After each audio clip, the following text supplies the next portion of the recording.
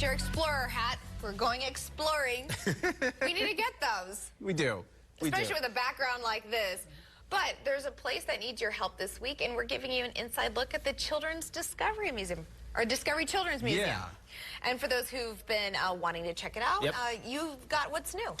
Well, it's awesome. Yeah, I'll say that as someone who's visited and has taken my kids there. They've got a big fundraiser coming up. It benefits the whole museum, so I let out my inner child here. Perfect. Yeah. I want to see that. I went to take a look inside at one of the most creative exhibits this fundraiser is helping, where kids can really let their imagination run wild. And yes, adults too. Crafty here, building a little bit in the Discovery Children's Museum. Talking to Caitlin Shea here in the downtown location that's been here now for 11 years at this site. That's right, 11 years in Symphony Park, but 33 years in Southern Nevada. It's beautiful. We're here in the we're in the Discovery Lab. You can see so for yourself. This section of the museum, very much hands-on, very much build your own activity, make your own way. That's right. It's a parent's dream, I would say. We were joking. It can give a little anxiety for parents coming around the museum here, but fun activities and easy things to do. How important is it to have that space, to have that location where kids can come enjoy and let their creativity flow in a place like this? I think it's invaluable, and I think when you talk about educating children, you know, hands-on learning through play is the way that children express themselves. So play allows them to be curious, it allows them to really learn problem-solving skills, and what you and I are doing right now, collaboration. Kids and adults alike here inside the Discovery Lab. This museum has been a staple in this community for 33 years, which is why we wanted to check it out here for the broadcast today, and why we wanted to talk to Caitlin, because we got to remind people that it is a nonprofit. You guys need the help from the community to make everything run here. You're having a big fundraiser coming up April 21st. We are. What can you tell us about it? So, it's our royalty celebration. This year boasts an Under the Sea theme. So if you love all things sea creatures, maybe The Little Mermaid, this is the event for you. And it's a beautiful fundraiser for our youngest families to really come in and support our mission.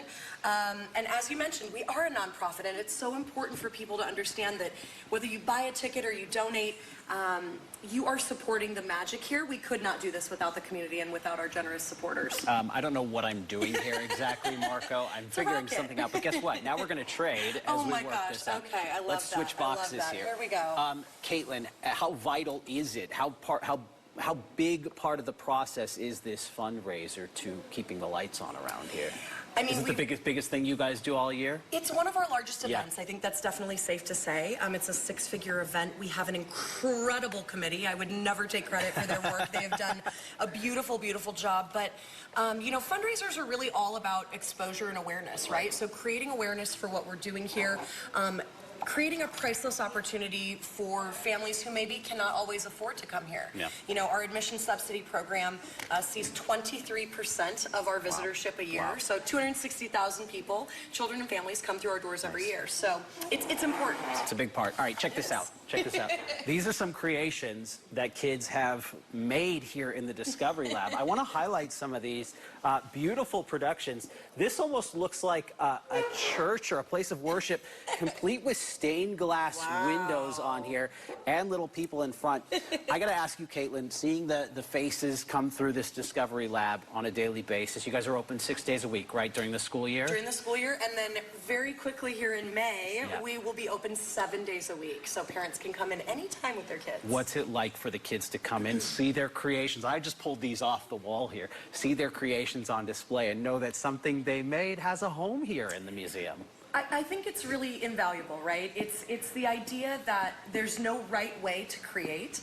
And we like to say here in the makerspace, and really the entire museum, is that when you're trying things out and testing, you're failing forward. So if something doesn't work, if this roof, for example, wouldn't stay on here, you know, they're just testing and trying. And I think that's what we want for kids, is we want them to dream big. We want them to be excited about the things that interest them, whether that's science or art, engineering, as you can see with a lot of these projects. These kids have engineered some masterpieces.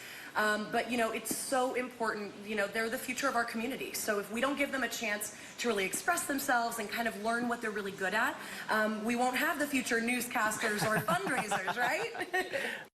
All right, so the Discovery Children's Museum, it's their 2024 royalty fundraiser, and it's coming up. The theme is Under the Sea. That is Sunday, this Sunday, April 21st. Mark your calendar there. It's at Durango Casino and Resort from 1 to 4 in the afternoon. And if you want to go, Chloe, you can get those tickets online. DiscoveryKidsLV.org is the site there. Only if I can make a robot like I saw It was on the impressive, desk. right? It was impressive. The coolest thing. I wish I could say I had those skills.